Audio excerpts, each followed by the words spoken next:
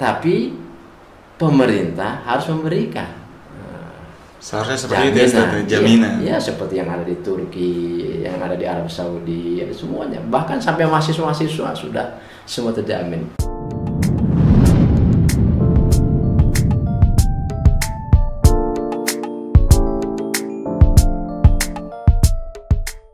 Assalamualaikum warahmatullahi wabarakatuh. Waalaikumsalam warahmatullahi wabarakatuh. Selamat pagi, selamat datang di Kiai on Podcast. Teman-teman yang dicintai oleh Allah Subhanahu wa taala, konten ini adalah konten perdana dari Kiai on Podcast dari channel Ustadz Yusuf Rushdi, di mana kita akan membahas apa saja yang ada di dunia ini, lalu kita kaitkan bagaimana Islam menanggapinya. Sebelum kita membahas lebih dalam, bagi teman-teman yang masih menunda pekerjaannya, pause video ini dan selesaikan pekerjaannya terlebih dahulu. Lalu kita mulai pembahasan kita dengan baca Al-Basmalah. Bismillahirrahmanirrahim. Langsung saja kita akan berdiskusi dan ngobrol santai dengan narasumber kita. Assalamualaikum warahmatullahi wabarakatuh, Ustaz. Waalaikumsalam warahmatullahi wabarakatuh. Apa kabar, Ustaz? Alhamdulillah. Khairan. Alhamdulillah. Semoga Allah selalu melindungi dan merahmati Ustaz dan keluarga. Amin. Oke, sebelum kita mulai topik bahasannya lebih lanjut, saya akan memperkenalkan narasumber kita pada kesempatan pagi hari ini. Nah, beliau adalah Kiai Ustadz Yusuf Rushdi. Beliau pernah belajar di Pondok Pesantren Gontor Ponorogo, lalu melanjutkan studi S1-nya di IAIN Sunan Gunung Jati, Serang, Banten, dan melanjutkan studi S2-nya di Universitas Islam Asy-Syafi'iyah, Jakarta.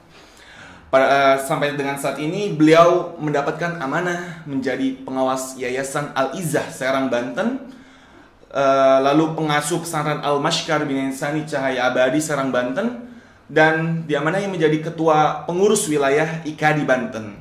Masya Allah, Ustaz. Insya Allah menurut kapasitas beliau, insya Allah kita akan membahas topik-topik yang berkaitan tentang apa aja yang ada di dunia ini, lalu kita kaitkan dengan agama Islam, bagaimana menanggapinya. Baik, Ustaz, yang lagi panasnya sekarang ini, Ustaz, fenomena pandemi corona ini sangat amat membingungkan bagi kebanyakan orang muslim, Ustaz. Lalu bagaimana sebenarnya kita seorang muslim menyikapi musibah pandemi corona ini, Ustaz? Jadi silakan, Ustaz, dijawab. Baik. Assalamualaikum warahmatullahi wabarakatuh. Waalaikumsalam. Alhamdulillahi wa kafa, wassalatu wassalamu ala rasulil mustafa. Allahumma salli wa sallim ala sayyidina wa habibina wa syedina Muhammad sallallahu alaihi wasallam wa ala alihi wa ashabihi min ahli sidqi wal wafa, amma ba'd. Baik, novel yang luar biasa semangat, mudah-mudahan senantiasa energik untuk membangun generasi yang lebih hebat lagi dari yang sekarang. Amin. Gitu. Seperti yang sudah diperolehi, ya, bahwasanya bagaimana keadaan atau sikap yang harus kita ambil sebagai orang yang beriman pada Allah Subhanahu wa taala terhadap masalah pandemik COVID-19 ini, ya. Bagi kita kaum muslimin dan muslimah tentunya tidak usah terlalu panik, ya. Kemudian juga sikapnya sudah jelas karena kita bersyukur mendapatkan inayah dan hidayah dari Allah yang sangat mahal dan tidak semua orang diberikan oleh Allah Subhanahu wa taala, ya. Jadi yang sudah beriman dan berislam itu kita syukuri, ya, supaya nikmat iman Islam ini jangan sampai hilang. Nauzubillah min dzalik. Dalam Al-Quranul Karim, mungkin bisa novel buka tuh, ya. Bisa ada di surah Al-Baqarah, ya. Al-Baqarah, Ustaz, ya. Satu ayat 55. Oke. Coba bacakan, nanti kita jelaskan, ya. A'udzu billahi minasy syaithanir rajim. Bismillahirrahmanirrahim. وَلَنَبْلُوَنَّكُمْ بشيء من الخوف والجوع ونقص من الأموال والأنفس والثمرات وبشر الصابرين الذين إذا أصابتهم مصيبة قالوا إنا لله وإنا إليه راجعون صدق الله العظيم. Alhamdulillah, tadi kita dengarkan ya pahalanya yang membaca beberapa setiap hurufnya ya. Mendengarkan juga insya Allah berpahala ya. Kadang-kadang Rasulullah meminta sahabatnya untuk membacakan Al-Quran. Sahabatnya sampai mengatakan, ya Rasulullah, bagaimana saya membacakan pada kamu padahal Al-Quran turun darahnya. Tidak, saya ingin mendengarkan dari orang lain kayak gitu. Ini juga sebagai media tarbiyah ataupun pendidikan untuk mempercepat regenerasi kemampuan tilawah ya. Tadi sudah disebutkan di dalam Al-Quranul Karim bahwa bagi kaum muslimin dan muslimat ya, arahannya sudah jelas, dan inilah kebahagiaan ya. Seperti orang yang lagi berenang atau lagi maraton gitu. Kalau sudah jelas titik akhirnya, itu tidak terlalu capek. Beda dengan orang yang berenang nggak tahu tepiannya. Secara psikologis dia akan merasa lelah kayak gitu. Nah, inilah kesyukuran yang harus kita gali, dan sekaligus juga harus kita berikan juga kepada yang lain kayak gitu, dengan mengajarkannya, dengan memberikan motivasi dan lain sebagainya. Allah Subhanahu wa taala berfirman tadi dalam surah Al-Baqarah tadi bahwa kepastiannya dunia ini ya, kita di dunia ini adalah akan diuji. Pasti diuji. Ya, itu kan walanabluwannakum bisyai'im minal khauf wal ju' wa naqsim minal amwal wal anfusi wath thamarat. Ya. Walanabluwan, ya, ini udah kata ada lam takkid dengan nun taukid. Apa bahasanya, pasti akan kami uji kayak gitu. Jadi tidak ada yang di dunia ini yang tidak diuji ya. Semuanya pasti akan diuji. Walanabluwannakum, apa ujiannya? Bisyai'im minal khauf ya. Ujiannya itu adalah al-khauf. Coba cari mana di dunia ini orang yang terbebas dari khauf ataupun takut. Ketakutan ya. Jadi tidak ada. Semua orang pasti memiliki rasa ketakutan. Ya, kalau mungkin pelajar mungkin takut nggak lulus ujian, ya kan? Pedagang nggak laku kayak gitu ya kan? Bahkan orang kaya juga Ustaz ya, takut miskin ya Ustaz ya? Takut miskin kayak gitu, kayak gitu. Takut miskin, takut ada yang nyuri, takut segala macam. Ya. Jadi tidak ada orang di dunia ini yang tidak takut. Pasti semuanya ada takut. Dan bagi kaum muslim dan muslimat, itu harus meyakini benar bahwasanya takutan itu adalah ujian dari Allah Subhanahu wa taala, dan bagaimana menata atau memanage takut dari dunia, takut dari musibah, takut dari perkara-perkara dunia ini, menjadi fokus kepada hanya takut pada Allah Subhanahu wa taala. Kalau seandainya Allah tidak ridho dan tidak menerima amal kita, nah itu manajemennya harus takut gitu ya. Kemudian juga bentuk ujian juga adalah khauf wal ju'. Bentuk dari ujian itu adalah lapar. Ya. Kalau dalam masa lockdown, ya, di kita agak nggak bersinergi nih, gitu. Karena kalau udah lockdown, rakyat itu tidak bisa kemana-mana. Ya. Tapi pemerintah harus memberikan seharusnya seperti jaminan. Ya, seperti yang ada di Turki, yang ada di Arab Saudi, ya, semuanya. Bahkan sampai mahasiswa-mahasiswa sudah semua terjamin. Jadi tidak ada keributan-keributan kayak gitu. Ya mungkin yang ada di masalah di kita ini begitu seru lockdown, nah sementara kebutuhannya nggak ada, tidak bisa terpenuhi. Kemudian juk, orang lapar. Kalau udah seorang sedang lapar, udah ya mau ngapain lagi, dia pasti harus keluar kayak gitu. Nah ini jadi kalau mau disalah-salahkan mana yang sama dengan ya, nah ini jadi harus bersinergi. Lockdown oke. Nah tetapi sediakan makanan. Karena masalah juk ini penting untuk dipenuhi untuk standarnya gitu.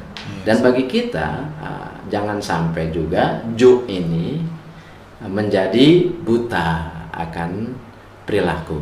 Nah, gitu. Karena lapar, ambil aja punya orang. Tidak, kayak gitu. Kita harus tetap ya untuk mempertahankan keimanan kita walaupun dalam keadaan lapar. Apalagi kita sudah dididik selama sebulan penuh bulan Ramadan untuk berlapar di siang hari kayak gitu. Jadi sudah terbiasa gitu. Apalagi ketika sejarah Rasulullah begitu di blokade daerah di Syib gitu, kemudian tidak ada bahan makanan yang masuk, tapi akan mereka berubah akidahnya enggak, ya tetap kayak gitu. Jadi mungkin juk kita belum seperti tingkat juknya ataupun laparnya Rasulullah dan sahabatnya. Kalau Rasulullah sahabatnya sampai diganjal perutnya kan pakai batu ya, gitu kan, supaya jangan kita belum mengganjal kayak gitu ya. Itulah yang jangan sampai juga kita akhirnya bebas nilai, akhirnya wah ini salah pemerintah nggak ngasih, oh ini salah ini.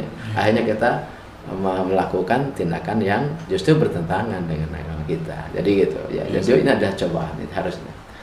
Kemudian juga wanaqsi minal amwal. Artinya adalah bentuk cobaan itu mafifulus. Tidak ada harta ya, kayak gitu. Perekonomian lah ya. Perekonomiannya yang tadinya usahanya jalan begitu lockdown kayak keadaan ini, kemudian orang bisa keluar dengan ada PSBB-nya segala macam, akhirnya nggak, yang jualan biasa di jalan-jalan nggak ada kayak gitu ya. Akhirnya pendapatannya berkurang kayak gitu ya. Nah, ternyata ini juga adalah ujian kayak gitu. Bagi orang muslim ya tentu berkurangnya harta ini mengukuhkan bahwa semua yang ada di dunia pasti hilang kayak gitu ya. Milik Allah ya. Makanya kalau kita lagi berharta ya jangan sampai disimpan terus akhirnya hilang kayak gitu. Justru harta itu harus kita kita belanjakan, tapi untuk keabadian ya kayak gitu. Untuk keabadian maksudnya adalah untuk kita temui nanti di akhirat. Apakah itu dengan berinfak, dengan menolong anak-anak yatim, fakir miskin kayak gitu kan. Ataupun mungkin bisa bentuk beasiswa misalnya bagi pelajar-pelajar yang kurang mampu. Itu lebih abadi kayak gitu. Karena kalau sudah hilang, dipaksa dicabut oleh Allah dengan banyak musibah, ya mau nggak mau yang kaya juga jatuh bangkrut, gitu ya. Kayak gitu. Ini harta itu nisbi ya, istilahnya sesuatu yang sangat nisbi sekali di dunia ini, bisa hilang dalam sekejap bahkan kayak gitu ya. Kayak peristiwa Qorun misalnya.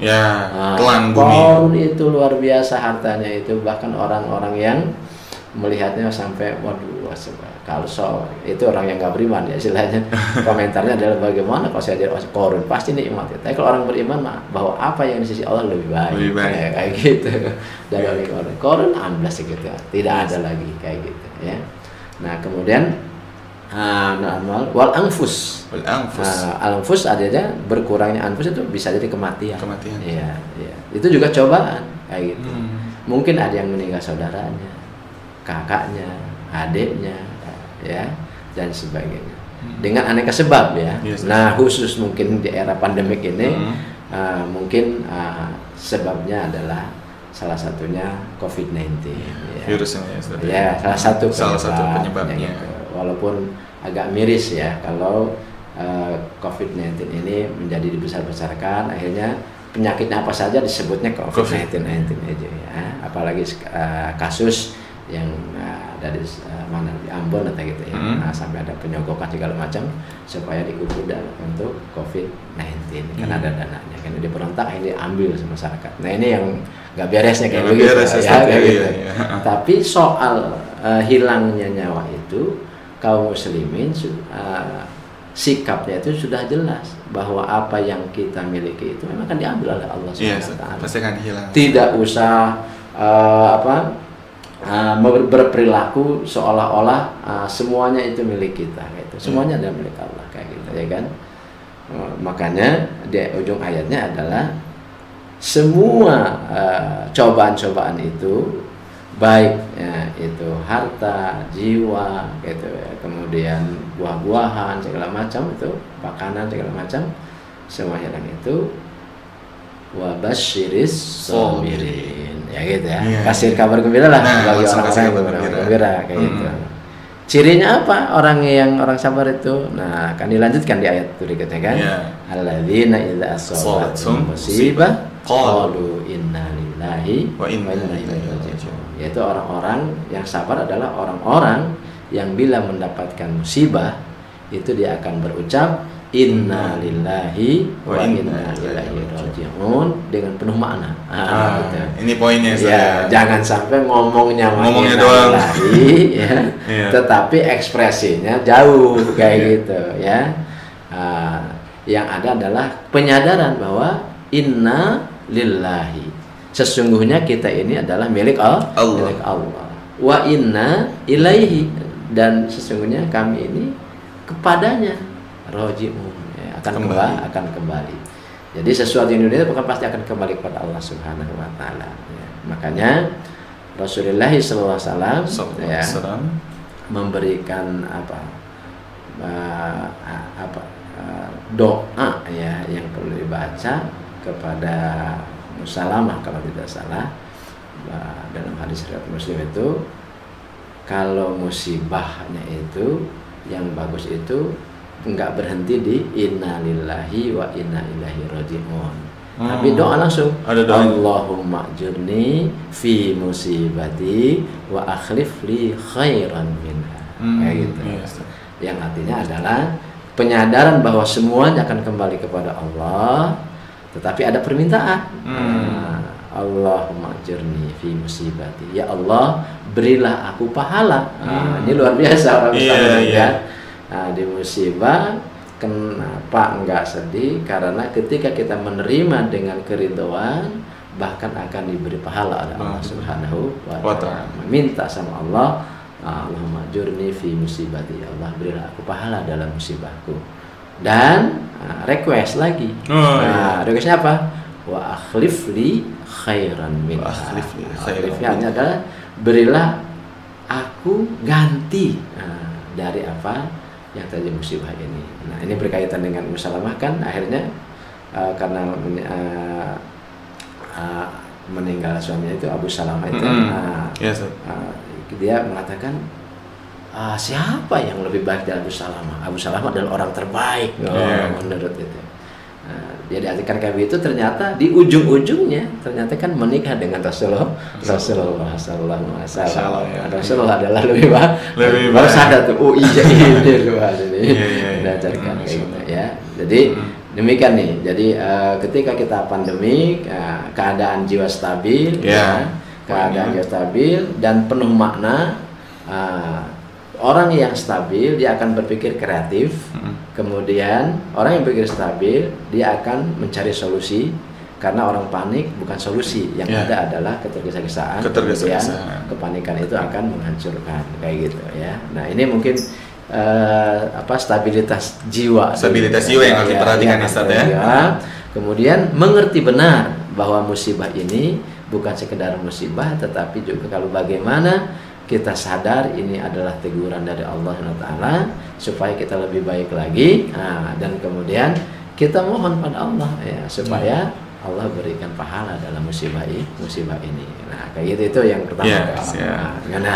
Alhamdulillah ya. Jadi memang sangat amat Islam ini sangat amat memberi bimbingan kepada kita dari ayat Al-Baqarah ini 155. Bahwasannya memang 155 ini bahwasannya Allah tuh yang memang menakdirkan atau ya bahwasannya manusia ini bakal diuji gitu ya. Bahkan seorang muslim bakal diuji dengan ketakutan, kelaparan, berkurangnya harta, atau bahkan jiwanya sendiri pun bakal menjadi musibah bagi dirinya sendiri. Tapi yang poin utama bagi seorang muslim adalah bagaimana cara kita menyikapinya, yaitu menyadari bahwa semuanya itu adalah milik Allah dan kembali kepada Allah ya Ustaz ya. Kemudian sekneknya mungkin sekeras negara. Udah jangan berhenti di sini, nanti habis uang kita gitu. Akhirnya dia. Iya. Untuk menunjukkan dukungan kamu terhadap channel ini, klik tombol subscribe, like, komen, dan share video ini. Terima kasih.